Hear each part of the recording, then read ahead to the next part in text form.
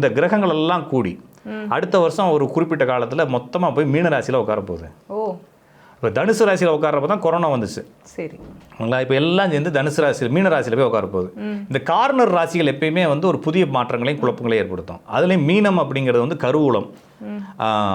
அது வந்து என்னன்னா வெளிநாட்டு பயணங்களை பற்றி பேசக்கூடிய இடம், பொருளாதாரங்கள் குவிக்கப்படக்கூடிய இடம், உலகத்தினுடைய எல்லா நாட்டினுடைய அந்த தங்கத்தினுடைய இருப்புன்னு சொல்லுவாங்க இல்லைங்களா. இப்போ இந்தியாவினுடைய ரூபாயினுடைய மதிப்பு வந்து தங்க இருப்புல வந்து எடுத்துட்டாங்க. அப்போ அந்த மீனராசியே தங்கம் தான் சொல்கிறாங்க. அப்போ அந்த இருப்பு இது எல்லாத்துலேயும் போய் எல்லா கிரகமும் கூடி கும்மி அடிக்க போகுது. இது வந்து ஏதாவது ஒரு குழப்பத்தை ஏற்படுத்தலாம்.